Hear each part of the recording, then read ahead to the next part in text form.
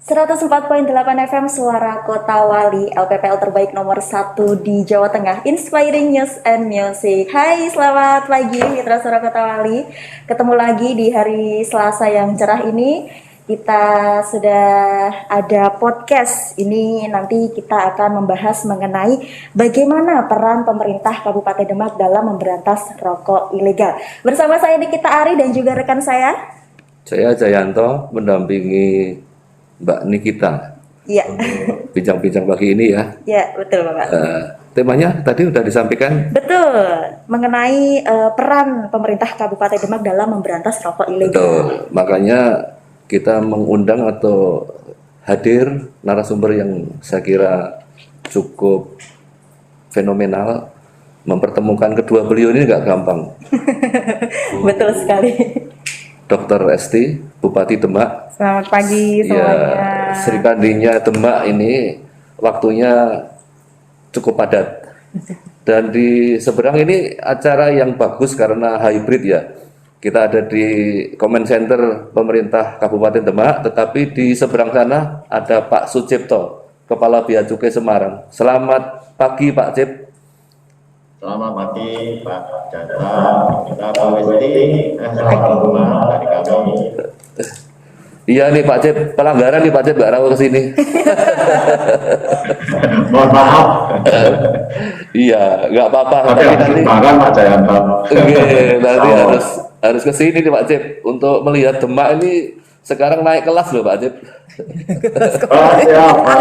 Iya, oke. Bupatinya hebring ini loh.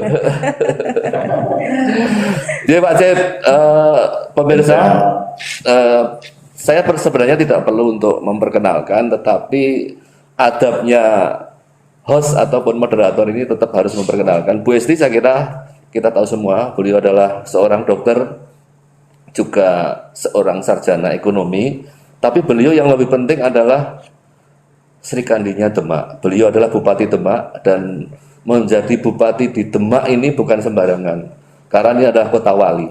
Jadi kalau hari ini kita bisa berdialog bersama dengan beliau ini, saya kira suatu kesempatan yang luar biasa. Kemudian Pak Cip, ini sebenarnya saya sama beliau ini satu kandang, karena sama-sama dari Projo ya Pak Cip ya. Oke. Cuman saya lantai 2, beliau lantai 1, jadi kastanya lebih tinggi saya.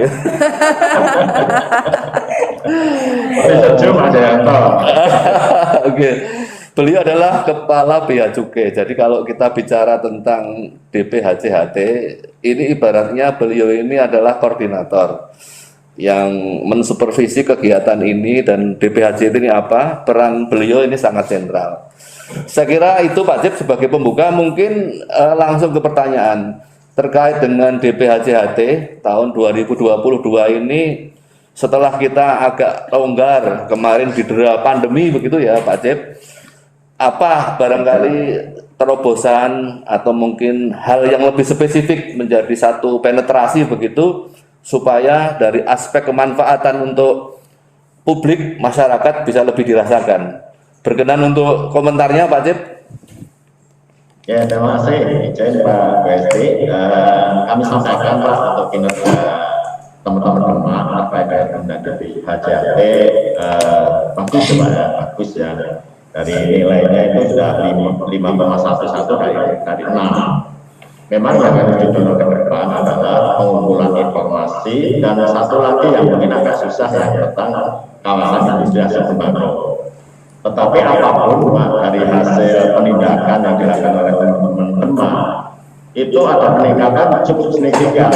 Jadi kalau dari tahun 2020 itu jumlah batang rokok yang ditindak ya, artinya dari pelanggaran dan dilakukan penindakan itu 2.180. Di 2021 itu meningkat 71.244 dengan nilai nilainya 47.756.000. Walaupun kalau secara nasional dari yang kami lakukan memang kecil Pak, tetapi ini dampaknya cukup signifikan ya terhadap peredaran atau ilegal. Karena penerimaan cukai kami juga cukup tinggi Pak naiknya di tahun 2020 itu cuma 2,83 triliun untuk hasil sembako. Di 2021 4,38 triliun, Pak. Jadi hampir 2 kali lipatnya. Nah, sekarang sampai Q1 ini itu kita sudah menerima dari cukai rokok sudah 1,47 triliun. Nah, berarti kalau tetap stabil di tahun 2022 kurang lebih kita akan 5 triliun lebih. Pak, ini sangat kenaikan yang cukup tinggi sekali lah dari awal di tahun 2020. Nah, saya kira peran teman-teman Demak, Pak, baik itu dari APH, dari TNI, Polri, dan dari Dinas, selama ini sudah bekerja sangat baik, Pak, dengan kami. Baik, Pak, saya kira banyak yang nanti ingin kita gali, tapi barangkali harus ditunda dulu. Nanti kalau Pak Cip mengeksplornya sudah penuh sedemikian rupa, menjadi kita kesulitan untuk bisa mengikuti. Baik, Pak Cip, mungkin tadi Bu Esti sudah bisik-bisik.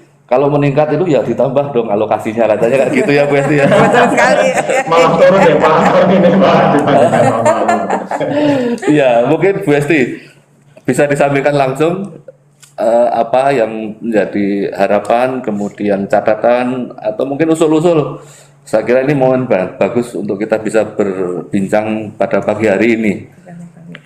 Jadi tentunya tadi sudah disampaikan. Selamat pagi Pak Cip. Lama tidak berjumpa. Harusnya ini kita bisa bertemu langsung ini.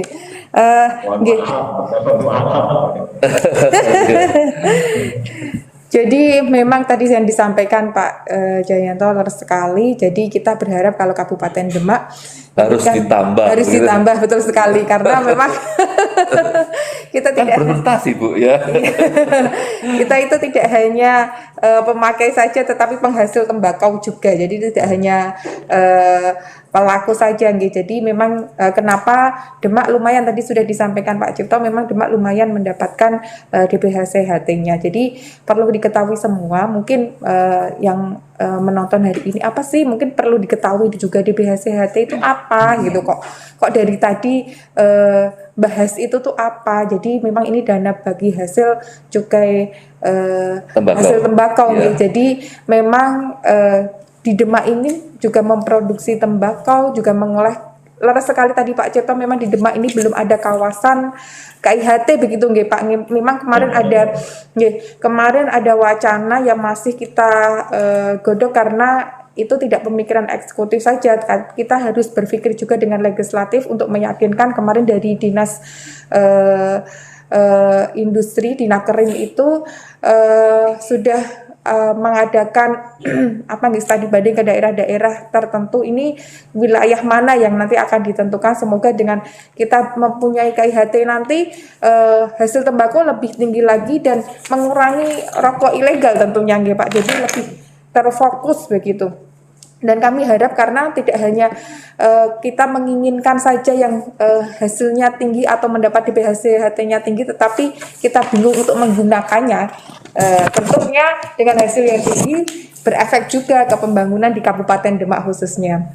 Jadi kalau tadi disebutkan memang ada peningkatan, jadi untuk pembangunan Kabupaten Demak sendiri sangat berarti ya. Jadi karena bisa digunakan tidak hanya salah satu sosialisasi saja seperti ini, tetapi untuk kesejahteraan masyarakat, kembali kesejahteraan masyarakat, kemudian untuk preventif tentunya. Kalau kesejahteraan masyarakat bisa di bidang kesehatan, kita preventif bisa digunakan untuk alokasi di asuransi kesehatannya. Kemudian kalau untuk preventif sendiri dengan sosialisasi seperti ini juga mencegah penggunaan rokok ilegal itu sendiri. Kemudian untuk penegakan hukum tadi, untuk penegakan hukum tentunya kita berkoordinasi, tadi sampun disebutkan oleh Pak Cipto, berkoordinasi dengan APH, dengan Polres, TNI, Satpol, kalau di tempat kita dengan perekonomian. Tentunya kita stakeholder banyak sekali. Ya, artinya ini adalah sebuah teamwork begitu ya, Bu SD. Tidak mungkin Bea Cukai jalan sendiri, atau mungkin jalan sendiri, Pemkab Demak tidak mungkin juga bergerak tanpa support dari Bea Cukai. Iya. Saya kira ini menarik. Ya, Si siapa? Niki. Ya, betul. Jadi ini kan Demak di satu sisi sudah melaksanakan program DPHJT ini dengan segala implementasi yang begitu rupa, bahkan tadi diapresiasi meningkat begitu. Kalau kita menyinggung mengenai DPHJT itu kan nggak jauh dengan yang namanya rokok ilegal ya Pak Jaya ya. Ya. Nah, ini tema kita kan peran pemerintah Kabupaten Demak dalam memberantas rokok ilegal nih Bu. Bagaimana itu? Apa yang sudah disiapkan dari Pemkab Demak dalam upaya memberantas rokok ilegal mungkin untuk di tahun ini, di tahun 2022 ini Bu? Nih, kita bareng-bareng tadi dengan stakeholder terkait dengan Satpol, kemudian dengan dinas dengan bagian perekonomian, dan salah satunya ini dengan Kominfo ya, salah satunya dengan sosialisasi kita melalui acara seperti ini, tidak hanya baliho-baliho saja, kadang pada sliver enggak ngeh, tapi dengan acara seperti ini lebih mengena, lebih tahu kenapa tidak boleh menggunakan rokok ilegal seperti itu. Jadi dengan sosialisasi seperti ini yang dilakukan oleh pemerintah Kabupaten Demak. Kemudian kemarin juga sudah kita lakukan melalui Dinas Pariwisata dengan mengadakan wayang, kemudian kita mengundang ini kesenian, pelaku kesenian itu sebagai cara kita 1-2 pulau terlampaui. Jadi betul. Kita untuk meningkatkan menggait para pekerja seni yang sudah nyuwun sewu lumpuh mungkin mati segan hidup segan mati pun tak mau, yang 2 tahun kemarin sudah benar-benar mati suri mungkin secara bahasanya. Kemudian kita juga melakukan sosialisasi, jadi wayangan sekaligus sosialisasi pencegahan penggunaan rokok ilegal begitu. Ya, termasuk ini ya, Bu Esti, bagaimana memberikan supporting pada pekerja yang pendapatannya perlu satu bentuk perhatian khusus begitu. Perhatian pemerintah juga sampai ke sana juga. Betul. Ya. Ini tadi sesuai dengan PMK di tahun 2021 kan memang untuk kesehatan, untuk kesejahteraan masyarakat, kemudian untuk penegakan hukum. Nah, ini salah satunya yang itu masuk ke kesejahteraan masyarakat dengan kita memberikan bantuan BLT, bantuan langsung tunai kepada pekerja tembakau khususnya. Jadi langsung itu diberikan kepada pekerja tembakau. Kita support banget untuk para pekerja juga, mereka bekerja dan kita kasih bantuan. Baik. Dan Mitra Suara Kota Wali, Anda jika ingin menanyakan mengenai rokok ilegal, bagaimana peran pemerintah Kabupaten Demak, bisa melalui di 085 740 800 740, bisa SMS, WhatsApp ataupun melalui Telegram, atau bisa langsung aja di kolom komentar kita di Suara Kota Wali Channel. Nanti kita akan langsung dijawab langsung oleh Bupati kita dan juga ada Pak Sucipto, Betul. Ya, Esti, ini juga dialog kita ini disiaran secara live di TV Desa, Pak Cep. Jadi silakan juga bisa. Betul. Ini bukan hanya regional, tetapi ini sudah melintas batas dan melintas jarak begitu, Pak Cep. Baik, Pak Cep. Ini, saya ingin menyampaikan sebelum kita jeda. Ada yang ingin saya tanyakan. Ini kan ibaratnya perang, ini kan ada serangan udara, serangan darat begitu. Nah, amunisinya ini kan penting begitu. Bagaimana mengkoordinasikan ini kan Bea Cukai Semarang ini tidak hanya Demak saja, tetapi juga Kedung Dapur. Begitu Pak Cip ya? Nah, bagaimana mensinergikan atau mengkoordinasikan program antar daerah ini supaya tidak kemudian tumpang tindih atau hasilnya ini secara sinergis membuahkan hasil yang betul-betul luar biasa begitu Pak Cip? Jadi di akhir tahun lalu Pak, itu sebenarnya kita sudah mulai Pak dengan teman-teman Pemda yang di bawah pengawasan kami, yang kerjasama dengan kami Pak, untuk rencana penggunaan DPHJT di tahun 2022.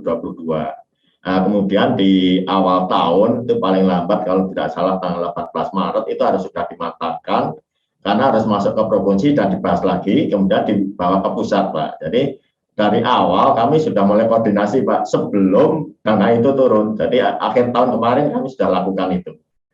setelah kita evaluasi pelaksanaan di tahun 2021, mana yang kira-kira harus ditingkatkan. Ya memang kalau tahun ini porsi untuk penegakan hukum 10%, Bu. Kalau sebelumnya kan 25%. Cuma secara total itu sebenarnya tetap Pak, yang hanya bergeser aja ke porsi lain. Nah kalau penerimaan cukainya naik, otomatis DBHC-nya pasti naik Pak, karena 2% dari penerimaan cukai. Gitu Pak. Moga-moga amunisinya makin banyak Pak. Oke, dan kini kita akan membacakan terlebih dahulu pertanyaan yang sudah masuk di YouTube Suara Kota Wali. Sapa-sapa gitu ya Mbak Niki. Oke, siap. Sapa-sapa dulu ya. Ini ada dari Mbak Azizah Amroatu, sukses selalu RSKW. Kemudian ada Pak Harso Gutomo, berantas rokok ilegal, cukai rokok ilegal, sejahteralah petani tembakau di Demak, mantap. Terus ada juga Naila Official, berhentilah merokok ilegal. Kemudian ini ada yang bertanya dari Hadi Susanto, anggaran DID tahun 2022 ini Pemkab Demak tertinggi di Jawa Tengah. Harapannya anggaran yang bersumber dari DBHCHT bisa nomor 3 tertinggi di Jawa Tengah juga tahun depan. Nah, apa nih langkah-langkah yang sudah disiapkan dari Pemkab Kabupaten Demak, Bu? Betul. Jadi, mungkin perlu diketahui semua kenapa kok DID di seluruh Indonesia itu Demak merupakan peringkat pertama itu tertinggi, luar biasa. Tepuk tangan untuk kabupaten kita tercinta ini, karena tahun kemarin itu memang kita mengambil itu yang diberikan dari KPK ini sebagai reward, bagaimana itu kan ada indikator-indikator tersendiri yang alhamdulillah bisa kita capai, kita penuhi, kemudian ada reward dari pemerintah pusat untuk Pemkab Kabupaten Demak. Jadi ini sebagai hadiah secara tunai, betul gitu. Yeah. Jadi kalau ini untuk dana DBHCHT itu ya kita memang melihat atau menunggu dari pusat juga. Mungkin Pak Cipto mau meningkatkan lagi lebih banyak untuk ke Kabupaten Demak gitu Pak. Itu tadi peringkat-peringkat, intinya kita maunya banyak, biar tadi ada yang komen Pak Herso siapa tadi, biar petani kita juga lebih sejahtera, tidak hanya petani saja karena yang digunakan untuk DBHCHT, jadi semuanya pembangunan di Kabupaten Demak juga lebih meningkat di berbagai sektor, khususnya di kesehatan.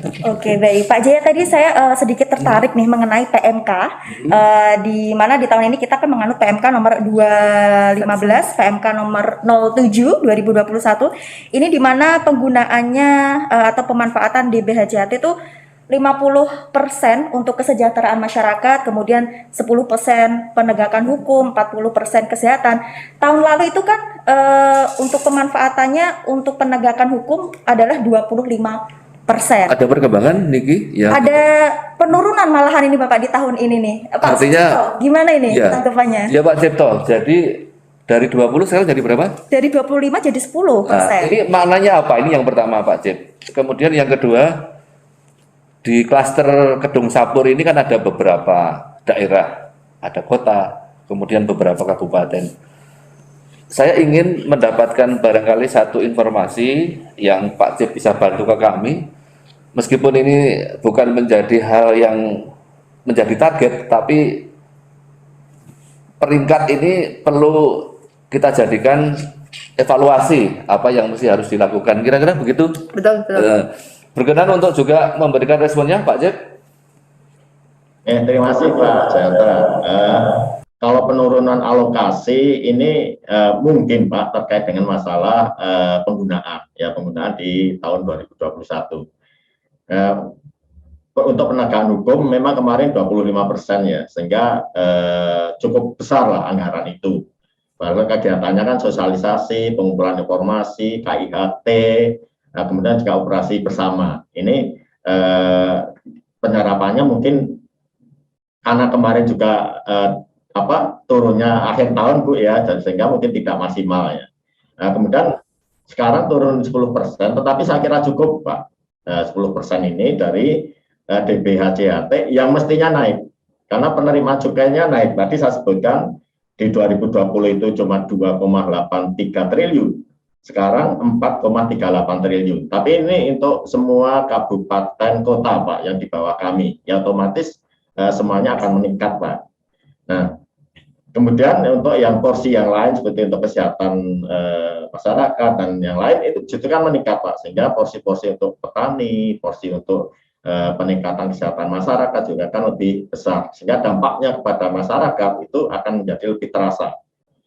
Oke, saya kira itu, Pak. Kalau peningkatan tadi, peningkatan apa ya Pak Jayanto maksudnya ya?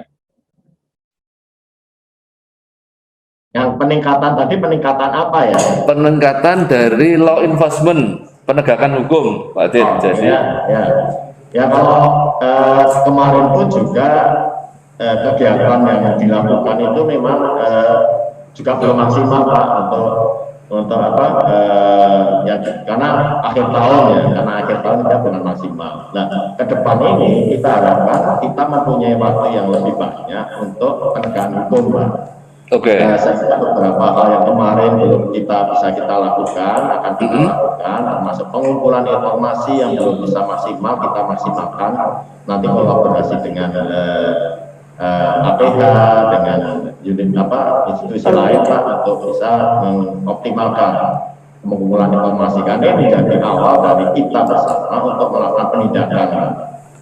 Sekarang kalau operasi bersama kemarin juga sudah cukup sering ya kita lakukan dengan di Demak ini juga masih bisa ditingkatkan, termasuk inovasi dalam sosialisasi itu juga penting karena semakin banyak masyarakat tahu, otomatis mereka juga harapannya mereka juga akan menyadari bahwa rokok ilegal itu betul-betul tidak bermanfaat bagi kita semua. Oke, baik. Ya baik, Niki ini Kalau kita ya, membahas mengenai rokok ilegal itu nggak ada habisnya ya Pak ya, never Betul. to end begitu. Nah berhubung ini Bupati kita seorang dokter juga nih Bu. ya Sebetulnya gitu. sebenarnya dari segi kesehatan sendiri ya Bu ya, rokok ilegal dengan rokok legal itu apakah ada perbedaan yang signifikan gitu di dalam kesehatan begitu Ya, Bu? tapi sebentar Niki. Tadi ada pertanyaan yang kayaknya saya kok ingin Dokter Isti memberikan respon terlebih dahulu, baru nanti yang konsultasinya Niki tadi bisa dijawab sama Bu Dokter. Gitu. Baik. Nanti apa sih bisa direview lagi yang Untuk lewat pemanfaatan DBHJT ya, G? enggak yang tadi Kalau lewat legal. YouTube atau lewat itu apa saja streaming Oke. gitu ya. yang perlu dijawab. Ada Pak Hadi, ada Pak Harso Butomo, kemudian ada siapa lagi? Ya, sejauh ini masih belum masuk ya Pak ya. Tadi baru mengenai apa namanya anggaran yang bersumber dari DBHJT ini, bagaimana untuk bisa bertahan 3 tertinggi di Jawa Tengah begitu ya Bapak ya. Ya. Oke, Bu Esti silakan. Langsung dijawab aja konsultasinya Mbak Niki ini. Bukan konsultasinya Mbak Niki ini Pak Jayanto. Konsultasi seluruh masyarakat, khususnya yang para cowok-cowok gitu ya Mbak ya. Cowok-cowok. Jadi tidak membenarkan juga semua, pasti ada plus minusnya begitu. Apalagi ini yang ilegal, yang legal pasti ada plus minusnya. Apalagi yang ilegal. Ilegal itu kalau legal itu sudah pasti ada komposisinya, kandungannya itu apa aja, persentase itu sudah pasti karena sudah ujinya itu sudah ada. Beda sama yang ilegal ibaratnya kita membuat sesuatu itu tanpa takaran, tanpa sesuatu yang pasti, jadi asal aja dicampur-campur, kita tidak tahu kandungannya apa, berbahayanya di dalam tubuh seperti apa. Nah ini yang kita masukkan selalu di sosialisasi seperti ini, mungkin di waktu-waktu yang lalu dan termasuk hari ini, selalu hindari rokok ilegal karena yaitu kandungannya kita tidak tahu apa aja yang di dalam rokok ilegal itu, kemudian prosentasenya tidak tahu. Nah ini kan yang semakin membuat bahaya di organ tubuh kita. Jadi kalau sekali 2 kali mungkin tubuhnya bilang tidak apa-apa, tetapi kalau hal yang tidak baik dilanjutkan terus menerus itu ya yang apa-apanya nanti yang di belakang. Apalagi kalau rokok ilegal nyuwun sewu pasti harganya lebih murah. Nah ini yang kita jaga juga, jangan sampai memilih yang tidak benar kadang-kadang murah, terus rokoknya tambah banyak, kan ini kan murah jadi aku rokoknya lebih banyak gitu ya. Jadi tambah efeknya ke tubuh semakin Iya. efeknya semakin lebih besar. Begitu nggih Pak Cipta nggih. Iya. Ini saya mau Ya, tadi Ya, betul. Saya ingin nambahin Pak Cipto dan Bu Esti dan pendengar RSKW juga yang mengikuti lewat medsos, lewat YouTube, juga di TV Desa. Menganalogikan rokok ilegal ini, fenomena yang mungkin lebih awam begitu ini seperti miras oplosan. oh betul sekali. Betul ya Pak Cip ya? Oke.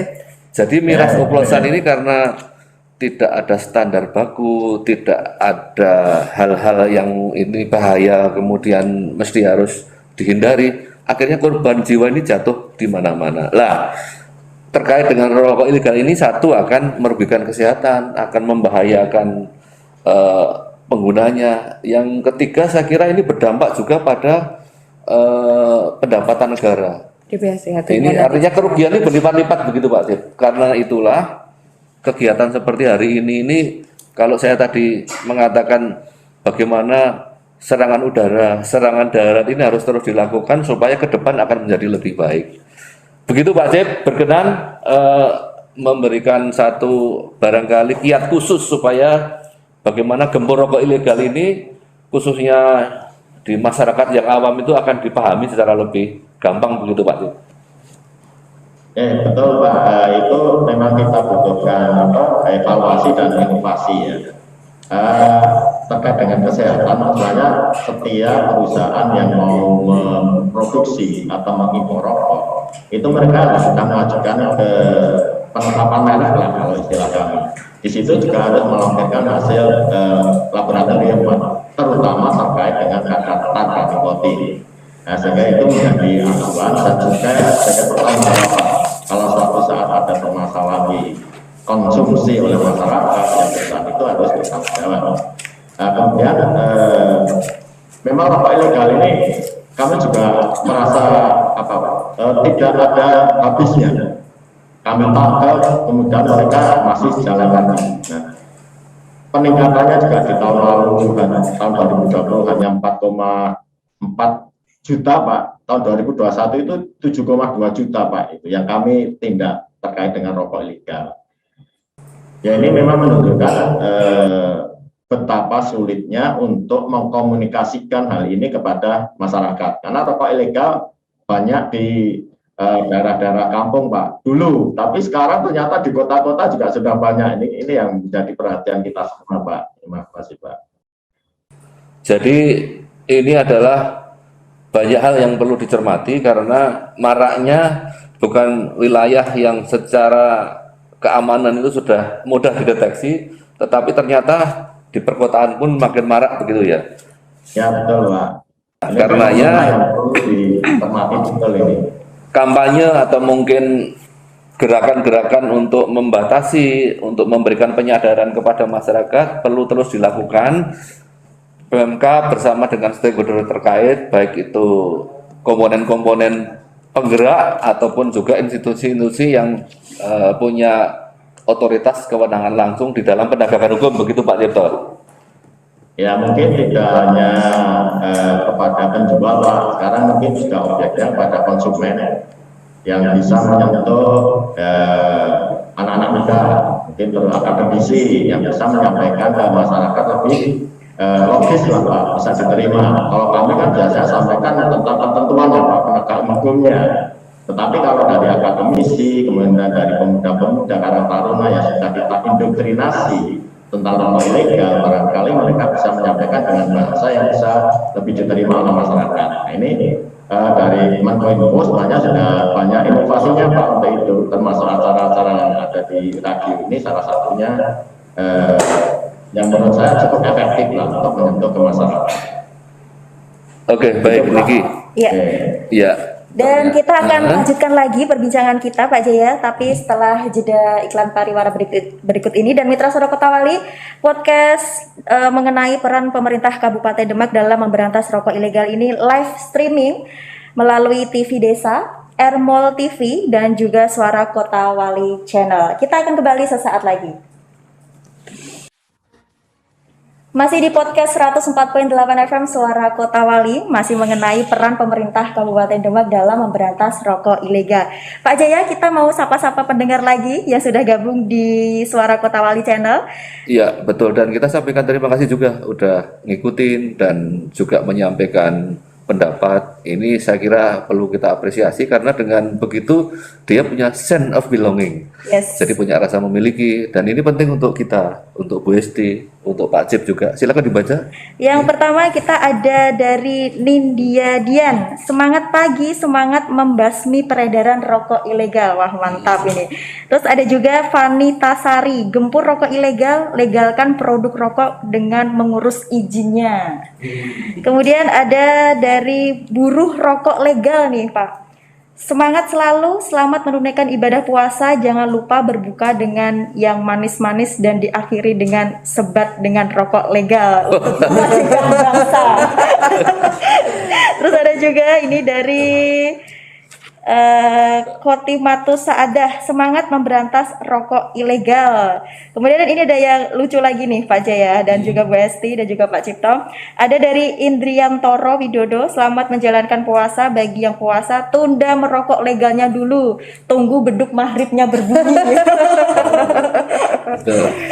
Iya, ini banyak sekali nih Pak. Ada juga dari siapa nih? Jamal Malik, sukses selalu untuk Radio Suara Kota Wali, ditunggu podcast-podcast dengan tema yang menarik lagi. Kemudian ada Trinitas Winata, semangat untuk Bu Esti dalam membangun Demak tercinta begitu. Ya. Tambah semangat ini. Iya. Jadi semangatin terus nih. Baik, ini masih mengenai peran pemerintah dalam memberantas rokok ilegal, Bu. Ini Demak kan menjadi salah satu daerah yang mendapatkan pemanfaatan DBHJHT begitu ya Bu ya. Untuk pemanfaatannya sendiri di Kabupaten Demak yang bisa masyarakat rasakan, yang relate begitu Bu. Bagaimana itu Bu? Ya, jadi sudah kita sampaikan tadi di depan sesuai dengan PMK nomor 215 tahun 2021 tadi disampaikan memang ada persentase tadi 10% untuk penegakan hukum, 40% untuk kesejahteraan masyarakat, 50% untuk kesehatan masyarakat, 40% untuk kesehatan ya. Jadi memang tadi benar sekali kalau untuk kesehatan kita ini banyak sekali halnya tadi bisa untuk pembayaran asuransi BPJS Kesehatan, kemudian untuk penanganan COVID, kemudian untuk stunting ini yang lagi digalakkan oleh pemerintah pusat ini yang kita bisa anggarkan ke situ. Perhatian khusus ya. Betul. Kemudian yang untuk kesejahteraan masyarakat tadi antara lain dengan pemberian BLT kepada pekerja ke buruh tembakau secara langsung. Jadi memang beberapa tahun kemarin sudah kita salurkan, mungkin nanti di tahun ini nanti di bulan-bulan berikutnya kita salurkan. Kemudian untuk penegakan hukum, laras tadi mungkin Pak Cipto tadi menyampaikan karena penyalurannya ini di akhir diterima oleh kabupaten atau kota itu jadi lebih dikurangi, mungkin lebih sadarnya ya setengah-setengah gitu nggih Pak nggih. Jadi penegakan hukumnya lebih rada dikurangi. Mungkin pemerintah pusat berpikiran juga lebih upaya preventifnya langsung kepada masyarakat. Jadi persentasenya lebih ditinggikan begitu untuk masyarakat dan kesehatan gitu. Ya, baik. Pak Cip, jadi ikhtiar ini masih harus terus dilakukan dan dilanjutkan karena memberikan penyadaran itu tidak seperti membalik telapak tangan Pak Cip. Tetapi kita bersyukur respon baik dari stakeholder yang menjadi partner kita cukup baik dan juga seperti pada talkshow pagi ini masyarakat juga memberikan dukungan sedemikian rupa lewat pendapat-pendapatnya Pak Cip. Berkenan untuk memberikan catatan akhir podcast luar biasa pada pagi hari ini Pak Cip untuk memberikan semacam pesan khusus dan sekaligus closing statement-nya begitu Pak Cip. Satu harapan yang mudah-mudahan ini akan terus diingat dan menjadikan arah ataupun asa kita di dalam melakukan kampanye ini bisa terus termotivasi begitu Pak Cip. Terima kasih Pak Janta. Saya senang sekali Pak respon pendengar itu sangat positif ya. Bahkan beberapa komentar tadi yang lucu itu menganggap ya RSKW itu sudah seperti teman lah setiap hari yang mereka dengarkan. Nah, kemudian memang menyadarkan masyarakat ini menjadi tujuan utama Pak sebenarnya. Kalau yang mengkonsumsi rokok ilegal tidak ada, ya sudah selesai yang memproduksi. Dan di aturan kami tidak bisa menjangkau konsumen, Pak. Jadi kalau kami lihat orang merokok ilegal, ya kami nggak bisa apa-apa. Yang bisa kami lakukan adalah kepada penjual dan kepada produsen dan importir. Sehingga upaya-upaya kolaborasi, Pak, ke depan saya kira juga harus ditingkatkan, menyadarkan masyarakat ini menjadi prioritas barangkali. Ya di samping ada upaya lain ya, bagaimana kita bisa langsung menyampaikan ini ke masyarakat dan diterima. Ini saya kira inovasi yang harus kita lakukan itu cukup menantang nanti ke depan. Bagaimana teman-teman muda itu bisa ikutlah terlibat di dalam hal ini untuk menyampaikan kepada para konsumen, termasuk informasi jika mereka melihat keanehan. Oh, ada rumah kok digunakan untuk produksi atau untuk ngepak saja. Ini juga penting bagi kami, Pak. Ya, saya kira itu Pak, pesan kepada masyarakat. Terima kasih, Pak. Pak Cip masih saya catat punya hutang untuk podcast bersama-sama di sini, Pak Cip. Karena berjarak itu nggak enak, Pak Cip. Berjarak ini nggak enak. Tadi Bu Esti juga sayang ya, Pak Cip tidak ada di sini. Jadi kalau di sini lebih gayeng. Jadi ini jadi hutang Pak Cip yang saya ingatkan untuk berjali datang ke sini, Pak Cip. Iya. Maaf, Bu Esti. Oke, iya. Ligi, saya kira giliran kita berikan kepada Bu Esti untuk memberikan satu barangkali afirmasi apa yang menjadi agenda kita bersama dan sekaligus plot inspection untuk acara podcast dialog pada pagi hari ini. Oke. Terima kasih Pak Jayanto. Jadi untuk seluruh warga masyarakat khususnya di Kabupaten Demak ini kita tadi dari jam 1 jam ke belakang nih sudah seru sekali membahas tentang rokok ilegal. Ya, satu hal hutangnya Pak Cip tolong jangan lupa. Oh begitu Pak, jadi diingatkan lagi.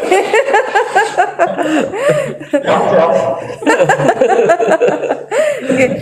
Jadi ini suatu edukasi kepada masyarakat secara langsung biar tambah semakin mengerti bagaimana bahayanya rokok ilegal. Tadi kalau sudah selesai rokok ilegal kita sudah puas sekali, dan ini kembali lagi ini dari kita kok, dari kita dan kembali ke kita. Kenapa dari kita kembali ke kita? Karena dengan hasil tembakau ini kemudian pada menggunakan rokok ilegal disetorkan ke pusat dikembalikan ke daerah dan untuk pembangunan langsung di masyarakat tingkat kabupaten begitu atau kota. Jadi untuk seluruh masyarakat hindari atau benar-benar tinggalkan rokok ilegal, kembali ke rokok legal karena dari kita untuk kita kembali. Oke, baik. Dan Mitra Suara Kota Wali, itu dia podcast kita mengenai pemerintah Kabupaten Demak dalam memberantas rokok ilegal. Dan bagi Anda yang dengan merokok bisa menghasilkan inspirasi atau menghasilkan sebuah karya, maka merokoklah. Tapi perlu diingat, pilih rokok yang legal, begitu ya. Dan Pak Jaya, ada yang ingin disampaikan kepada Mitra Suara Kota Wali mungkin? Ya, saya kira teruslah merokok secara legal karena itu akan menjadi jalan untuk memberi kemaslahatan kita bersama, apalagi di puasa supaya kita bersama masuk surga. Terima kasih Bu Esti atas waktunya dan terima kasih Pak Sucipto atas waktunya. Selamat menjalankan ibadah puasa. Dan ditunggu tadi ya. Pak Cipto Dan itu dia Mitra Suara Kota Wali, saatnya saya Nikita Ari harus pamit undur diri dan juga rekan saya Jayanto Arusadi yang bersama untuk menemani 1 jam bersama di ruangan ini, Common Center yang luar biasa pemerintah Kabupaten Demak. Dan sampai jumpa di lain kesempatan. Wassalamualaikum warahmatullahi wabarakatuh. Waalaikumsalam warahmatullahi wabarakatuh. Radio Suara Kota Wali, LPPL nomor 1 di Jawa Tengah. Inspiring News and Music.